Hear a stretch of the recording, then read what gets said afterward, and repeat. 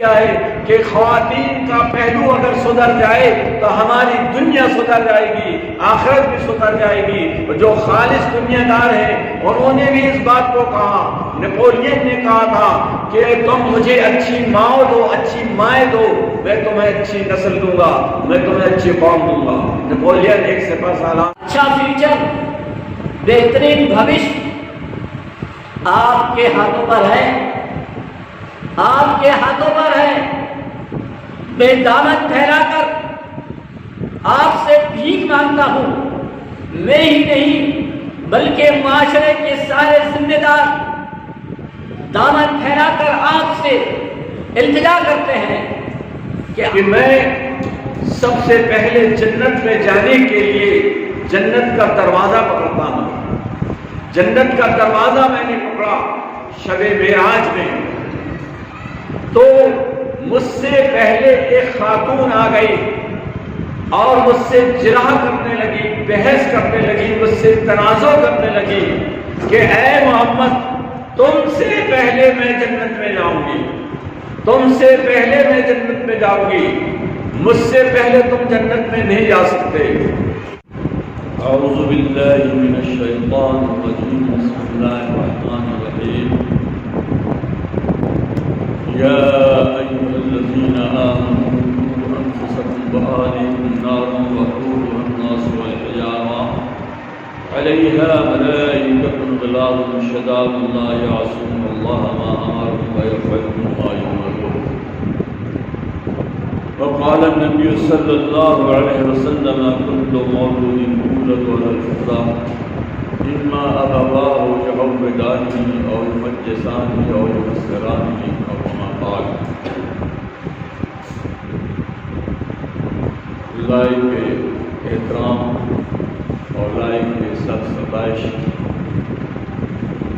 معزز پردہ نشین اسلامی ماں و بہنوں اور دیگر سامعین، اللہ پاک و تعالیٰ کا بے شمار احسان و بے کرم کہ اس نے آج ہمیں یہ موقع میسر فرمایا اور ہمیں یہ توفیق عنایت فرمائی کہ ہم اپنے آپ کی اصلاح کے لیے، اپنی درستگی کے لیے اللہ اور اس کے رسول صلی اللہ علیہ وسلم کی فرمان کی روشنی میں اصلاح کے خاطر کچھ وقت نکال کر بیٹھیں اور نشست کریں۔ اللہ پاک و تعالیٰ سے دعا ہے کہ خداوند قدوس ہمارے اس بیٹھنے کو، ہمارے اس سننے کو اور سنانے کو درجہ مقبولیت عنایت فرمائے، اور جن مقاصد کے تحت ہم یہاں اکٹھا ہوئے ہیں، جمع ہوئے ہیں،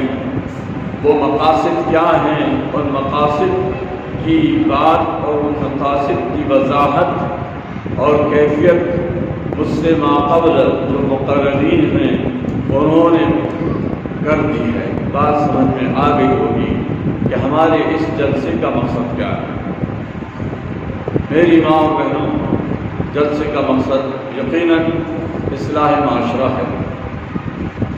اور اصلاح معاشرے کی جب بات کہی جاتی ہے تو معاشرے میں انسان کی دو صنف ہیں، ایک صنف مردوں کی ہے اور دوسری صنف خواتین کی ہے، یعنی جس صنف میں آپ داخل اور شامل ہیں۔ جب تک ان دونوں صنف کی، ان دونوں جنس کی اصلاح نہیں ہوگی تو معاشرے کی اصلاح کا ہم خواب نہیں دیکھ سکتے، معاشرے کی اصلاح کا تصور ہم نہیں کر سکتے۔ میرے ماں بہنوں، یہ تو صحیح ہے کہ زندگی کے دو پہیے ہیں اور دونوں پہیوں کی درستگی پر ہی اس زندگی کی گاڑی کو آگے چلانے کا دار و مدار ہے۔ اگر زندگی کا ایک پہیہ خراب ہو جائے، ٹوٹ جائے تو انسانی زندگی کی گاڑی آگے نہیں بڑھ سکتی۔ بات معاشرے کی اصلاح کی ہے۔ یقیناً معاشرے کی اصلاح کے لیے میری ماں بہنوں جتنا مقام اور جتنا درجہ اور جتنا منصب اور جتنی ذمہ داری آپ لوگوں کی ہے اور آپ لوگوں نے الحمدللہ تاریخ بتاتی ہے کہ اس کو نبھایا ہے، اس کو پورا کیا ہے، تب جا کر ہمارے بیچ میں امام ابن تیمیہ، امام ابن قیم رحمۃ اللہ علیہ اور امام بخاری رحمۃ اللہ علیہ اور بڑے بڑے ائمہ مجتہدین، بڑے بڑے سپہ سالار محمد بن قاسم اور دیگر ایسے عظیم شخصیتیں اور مہاپرش اس زمین پر وجود پذیر ہوئے، اس زمین پر آئے، ان کے پیچھے اور ان کی شخصیت کی تعمیر میں اور ان کے بنانے میں اور ان کے ویکتتو کے نرمان میں یقیناً خواتین کا ہاتھ ہے۔ وہ خواتین چاہے ماں کی شکل میں ہوں، چاہے وہ بیٹی کی شکل میں ہوں، چاہے وہ بیوی کی شکل میں ہوں، چاہے وہ بہن کی شکل میں ہوں، ہر شکل میں آپ کی یہ بڑی ذمہ داری ہوتی ہے۔ اس ذمہ داری کو نبھا کر ہی ہم ایک پاکیزہ اور صالح معاشرے کے وجود کا تصور اور خیال کر سکتے ہیں۔ یہ پہلو اور یہ گوشہ، یہ کونا بڑے افسوس کی بات ہے کہ آج ہم سے چھوٹ رہا ہے۔ ہم اسلامی تربیت کی بات کرتے ہیں، ہم اسلامی تعلیمات کے اصول کی بات کرتے ہیں، ہم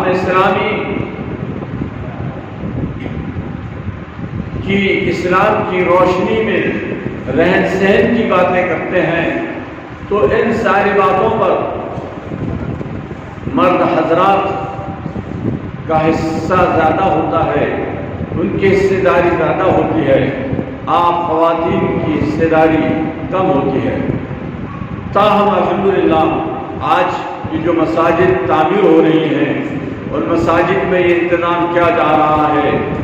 کہ جمعے میں مردوں کے ساتھ خواتین بھی شرکت کریں اور جمعے کے خطبات سے فائدہ اٹھائیں، مستفید ہوں۔ الحمدللہ بہت سی مساجد میں یہ انتظام کیا جا چکا ہے اور جن میں نہیں ہے اللہ سے دعا ہے کہ وہاں بھی یہ انتظام ہو جائے۔ اسی مقصد کے پیش نظر یہ پروگرام مرتب کیا گیا ہے۔ یقیناً میری ماں بہنوں، آپ اپنے مقام کو، اپنی ذمہ داری کو اور اپنے منصب کو پہچانیں۔ میں بڑے دل کی گہرائی سے آپ سے اپیل کرتا ہوں، آپ سے درخواست کرتا ہوں کہ یقیناً اس امت مسلمہ اور اس اسلامی معاشرے کا مستقبل، سنہرا مستقبل، اچھا فیوچر، بہترین بھوش آپ کے ہاتھوں پر ہے، آپ کے ہاتھوں پر ہے۔ میں دامن پھیلا کر آپ سے بھیک مانگتا ہوں، میں ہی نہیں بلکہ معاشرے کے سارے ذمہ دار دامن پھیلا کر آپ سے التجا کرتے ہیں کہ آپ اپنی اس ذمہ داری کو محسوس کریں، آپ اپنے اس فریضے کو کس طرح سے انجام دے سکتے ہیں اس کو محسوس کریں۔ اس وقت جو ہمارے مسلم معاشرے کا ماحول ہے اس پر مجھ سے سابقہ مقررین نے بالتفصیل روشنی ڈالی ہے۔ میں اس طرف نہیں جانا چاہتا کہ ہمارے اسلاف نے اور خصوصی طور پر صحابیات نے کس طرح سے اس ذمہ داری کو نبھایا ہے۔ ہم مطالعہ کرتے ہیں تو ہمیں معلوم ہوتا ہے کہ حضور پاک سرکار دو عالم صلی اللہ علیہ وسلم سے نکاح کرنا جن خاتون کو، جن صحابیات کو یہ موقع مل جاتا تھا، یقیناً ان کے لیے بڑی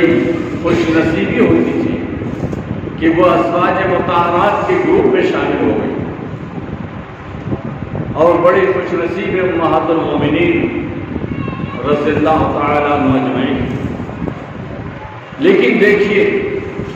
کہ ایک ایسی خاتون جس خاتون کو حضور پاک سرکار دو عالم صلی اللہ علیہ وسلم نکاح کا پیغام دیتے ہیں، وہ خاتون کون ہے؟ وہ آپ کی چچا زاد بہن ہے ام ہانی رضی اللہ تعالی عنہ۔ آپ کو حضور صلی اللہ علیہ وسلم نکاح کا پیغام دیتے ہیں، آپ بیوہ تھی، آپ کے چھوٹے چھوٹے بچے تھے۔ اللہ کے نبی سرکار دو عالم صلی اللہ علیہ وسلم کے نکاح کا پیغام، اللہ اکبر، بہت بڑی چیز ہے، بہت بڑی خوش قسمتی کی بات ہو رہی ہے، بہت بڑے نصیبے کی بات تھی کہ اللہ کے رسول صلی اللہ علیہ وسلم کی زوجیت حاصل ہوئی۔ لیکن قربان جائیے اس خاتون اسلام پر کہ اس نے اپنے نونہالان کی پرورش کی خاطر، اپنے یتیم بچوں کی تربیت کے خاطر اللہ کے رسول صلی اللہ علیہ وسلم کے نکاح کے پیغام کو قبول نہیں کیا، اور دو الفاظ میں اللہ کے رسول صلی اللہ علیہ وسلم سے عرض کر دیا کہ پیارے حبیب سرکار دو عالم صلی اللہ علیہ وسلم،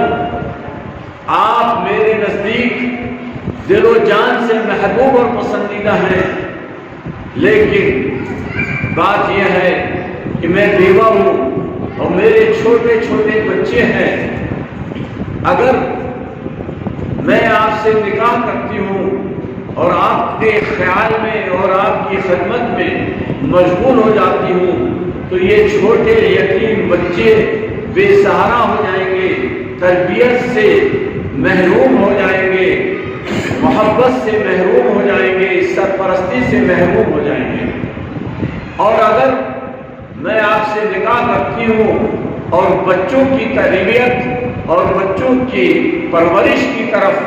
توجہ کروں گی تو میں آپ کا حق ادا نہیں کر سکوں گی، اپنے شوہر کا حق ادا نہیں کر سکوں گی۔ اس لیے میرے جو ہے بھائی، اور کیونکہ آپ کے وہ چچا زاد بھائی بھی تھے اور نبی دو جہاں سرکار دو عالم صلی اللہ علیہ وسلم نے، تو آپ نے فرمایا کہ میرا عذر ہے، میری معذرت ہے کہ میں آپ سے نکاح نہیں کر سکتا۔ بتانا مقصد یہ ہے کہ انہوں نے اپنے بچوں کی تربیت کے خاطر، اپنے بچوں کی اچھی پرورش کے خاطر حضور صلی اللہ علیہ وسلم سے نکاح نہیں کیا اور معذرت کر دی۔ ادب المفرد جو بخاری شریف کا ایک حصہ ہے، کتاب ہے، اس میں یہ واقعہ بیان کیا گیا ہے حدیث کی شکل میں کہ پیارے حبیب سرکار دو عالم صلی اللہ علیہ وسلم فرماتے ہیں کہ میں سب سے پہلے جنت میں جانے کے لیے جنت کا دروازہ پکڑتا ہوں۔ جنت کا دروازہ میں نے پکڑا شب معراج میں، تو مجھ سے پہلے ایک خاتون آ گئی اور مجھ سے جرح کرنے لگی، بحث کرنے لگی، مجھ سے تنازع کرنے لگی کہ اے محمد، تم سے پہلے میں جنت میں جاؤں گی، تم سے پہلے میں جنت میں جاؤں گی، مجھ سے پہلے تم جنت میں نہیں جا سکتے۔ حضرت محمد سرکار دو عالم صلی اللہ علیہ وسلم نے جبریل علیہ السلام سے عرض کیا کہ اے جبریل، یہ کون خاتون ہے، یہ کون عورت ہے جو مجھ سے بحث کر رہی ہے، مجھ سے تنازع کر رہی ہے، کہ کہہ رہی ہے کہ اے محمد تم سے پہلے میں جنت میں جاؤں گی، مجھ سے پہلے تم جنت میں نہیں جا سکتے۔ حضرت جبریل علیہ السلام نے فرمایا اے نبی دو جہاں سرکار دو عالم صلی اللہ علیہ وسلم، یہ وہ خاتون ہے، یہ وہ عورت ہے، یہ وہ خاتون اسلام ہے جس کا شوہر کا انتقال ہو چکا ہے، اور انتقال ہونے کے بعد اس نے اپنے بچوں کی پرورش کی خاطر، اپنے بچوں کی تربیت کی خاطر دوسرا نکاح نہیں کیا، دوسری شادی نہیں کیا، اپنی جوانی کو بیوگی کے عالم میں ہی گزار دیا، اپنی جوانی کو بچوں کی تربیت کی خاطر قربان کر دیا، دوسرا نکاح نہیں کیا۔ یہ وہ خاتون ہے جو آپ سے بحث کر رہی ہے، آپ سے مباحثہ کر رہی ہے اور تنازع کر رہی ہے کہ اے محمد تم سے پہلے میں جنت میں جاؤں۔ دیکھا اس خاتون کا کیا مقام، اس خاتون کا کیا درجہ، کہ جو خاتون اپنے بچوں کی تربیت کی خاطر دوسرا نکاح نہیں کر رہی ہے، اللہ اس کو یہ مقام دے رہا ہے، اللہ اس کو اس مقام میں لا کر کھڑا کر دے رہا ہے کہ وہ نبی دو جہان صلی اللہ علیہ وسلم سے شب معراج میں تکرار کر رہی ہے، بحث کر رہی ہے کہ محمد تم سے پہلے جنت میں جاؤں گی۔ بتانا مقصد یہ ہے کہ اس سے فضیلت واضح ہوتی ہے ایسے خاتون کی، جو خاتون اپنے بچوں کی پرورش کی خاطر دوسرا نکاح نہیں کرتی، بیوگی کے عالم میں اپنے آپ کی جوانی کو تج دیتی ہیں، قربان کر دیتی ہیں۔ ہم نے 28واں پارہ پڑھا ہوگا، قد سمع اللہ قول التي تجادلك في زوجها وتشتكي الى الله والله يسمع تحاوركم وان الله سميع بصير۔ یہ واقعہ یہ ایک خاتون اسلام کا ہے، خولا بنت ثعلبہ رضی اللہ تعالی عنہ کا واقعہ ہے۔ آپ کے شوہر نے آپ کو زہار دے دیا تھا۔ زہار ایک مسئلہ ہے کہ شوہر کہہ دیتا ہے اپنی بیوی سے کہ تم میرے لیے میری ماں کی طرح ہو، اس کی عدت ہوتی ہے، اگر اس عدت میں انہوں نے رجوع نہیں کیا تو پھر طلاق ہو جاتی ہے۔ ان کے شوہر نے زہار دے دیا، وہ روتی ہوئی پیارے حبیب سرکار دو عالم صلی اللہ علیہ وسلم کی خدمت میں حاضر ہوئی، اللہ تبارک و تعالیٰ سے شکوہ کیا کہ نبی دو جہاں سرکار دو عالم صلی اللہ علیہ وسلم میرے شوہر نے مجھے زہار دیا ہے اور مجھے کہہ دیا ہے کہ تم میرے لیے میری ماں کی طرح ہو۔ میری درخواست یہ ہے، اللہ سے شکوہ یہ ہے، شکایت یہ ہے کہ میرے چھوٹے چھوٹے بچے ہیں، اگر انہوں نے مجھے چھوڑ دیا تو یہ بچے جو ہے بھوکے مر جائیں گے، کیونکہ ان کی کفالت یہی کرتے ہیں، اور اگر طلاق ہوتی ہے اور میں نے بچوں کو چھوڑ دیا تو یہ میرے بچے تربیت سے محروم ہو جائیں گے، اچھی پرورش سے محروم ہو جائیں گے، اس لیے کہ میں ہی ان کی پرورش کرتی ہوں۔ یہ شکوہ اور شکایت اللہ کے رسول صلی اللہ علیہ وسلم سے وہ خولا بنت ثعلبہ کر رہی ہیں۔ یہ شکوے کی بات حضرت عائشہ رضی اللہ تعالی عنہ فرماتی ہیں کہ جب خولا بنت ثعلبہ حضور صلی اللہ علیہ وسلم سے یہ بات عرض کر رہی تھی، اس حجرے کے کونے پر میں بھی بیٹھی ہوئی تھی، تو میں نے خولا بنت ثعلبہ کی اس گفتگو کو نہیں سنا، نہیں سمجھا کہ حضور صلی اللہ علیہ وسلم سے یہ کیا بات کر رہی ہیں، لیکن قربان جائیے ان کی نیک نیتی پر کہ ان کی بات کو اللہ تبارک و تعالیٰ نے 7ویں آسمان میں سن لیا، اور 7ویں آسمان میں سننے کے بعد یہ آیت کریمہ نازل فرمائی۔ تو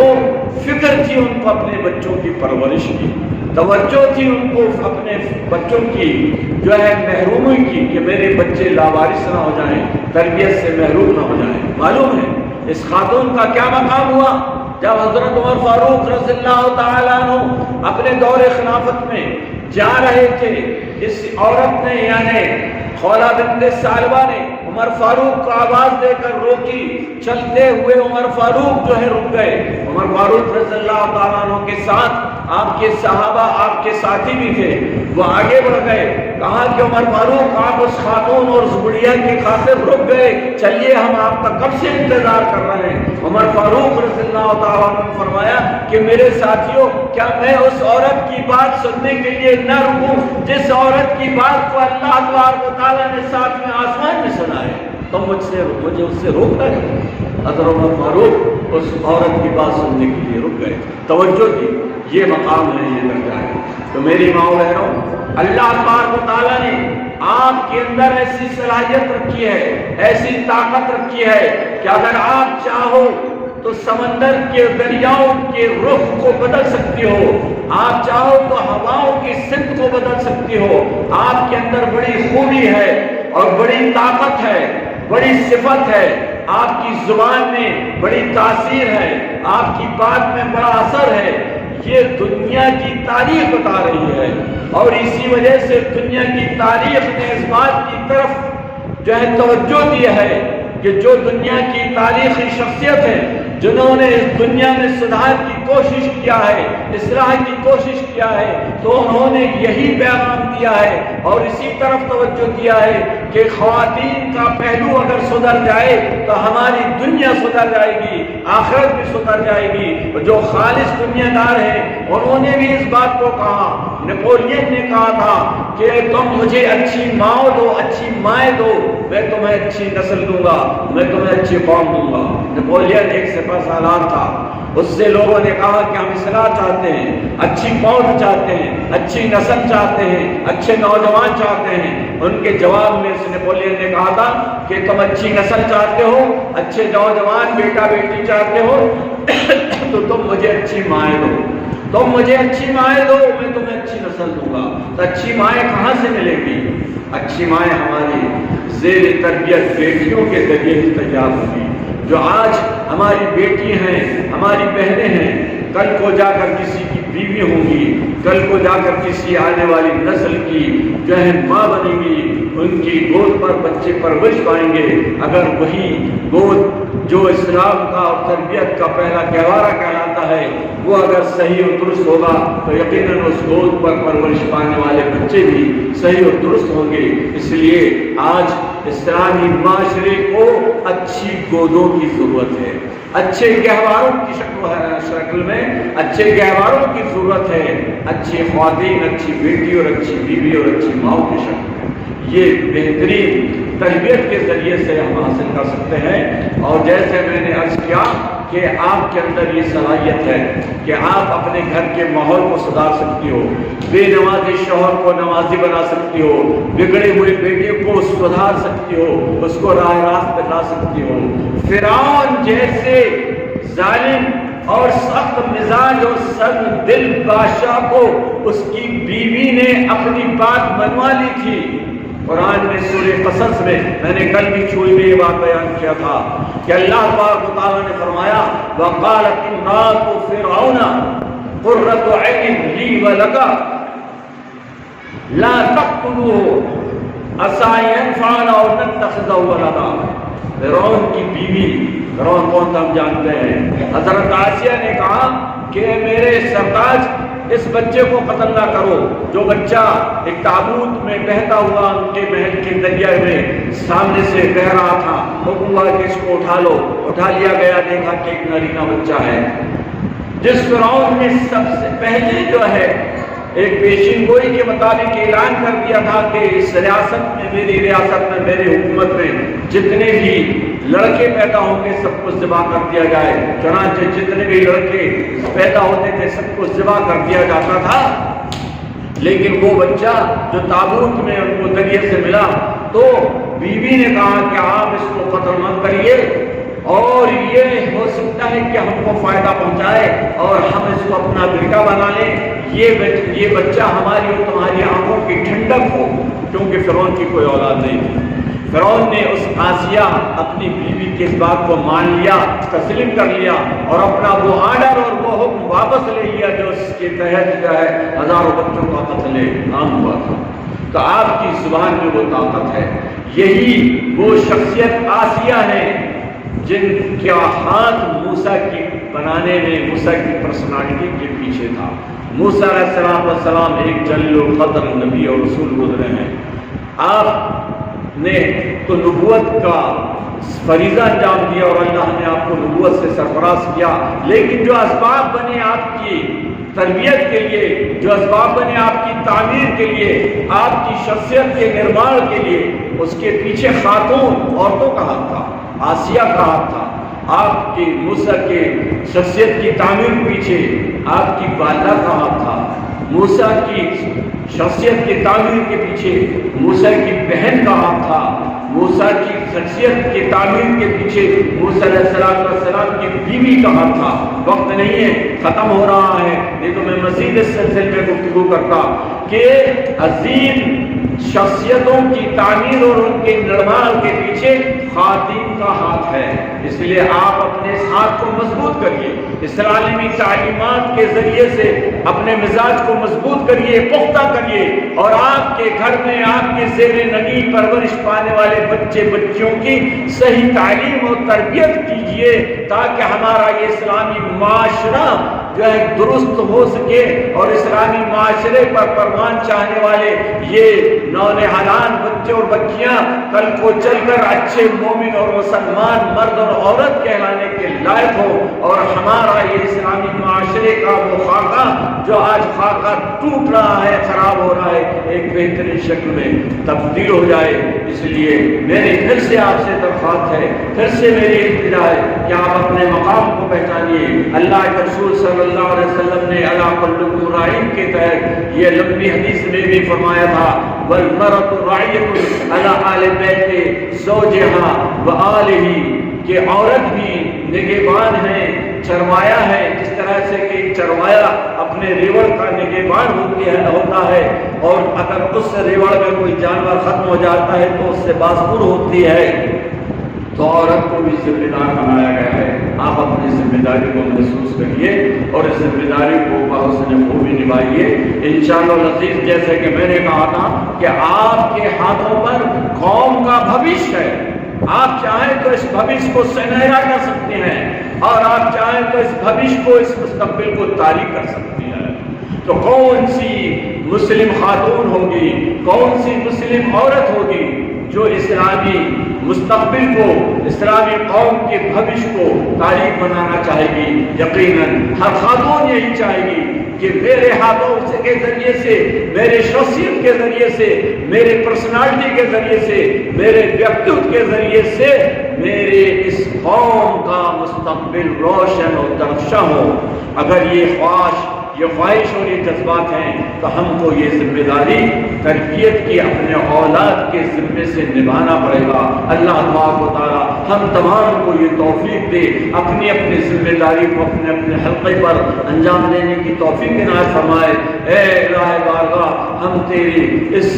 جو ہے گھر میں اور تیری اس بیچ میں اے اللہ ہم دست دعا ہیں کہ ہمارے معاشرے کی اصلاح فرما دے، ہمارے نوجوان لوگوں کی، نوجوان دوستوں کی، بھائیوں کی، بیٹوں کی، بیٹیوں کی، بزرگوں کی، سب کی اصلاح فرما دے، ہمارے معاشرے کو درست فرما دے، اور جو معاشرے میں خرابیاں اور برائیاں پھیلی ہوئی ہیں یا اللہ ان خرابیوں کو، برائیوں کو دور فرما دے۔ خداوند قدوس، جب تک ہم اس دنیا میں رہیں، ایمان کی حالت میں رہیں، تیرے مطیع و فرما بردار بن کر رہیں، اور جب اس دنیا سے ہماری رخصت کی وفات ہو، ایمان کی حالت میں ہو، جنت الفردوس کا داخلہ نصیب ہو۔ اللہ جہنم کے عذاب سے، قبر کے عذاب سے خلاصی اور نجات حاصل ہو۔ آمین آمین۔ وآخر دعوانا الحمد للہ رب العالمین۔ السلام علیکم ورحمۃ اللہ وبرکاتہ۔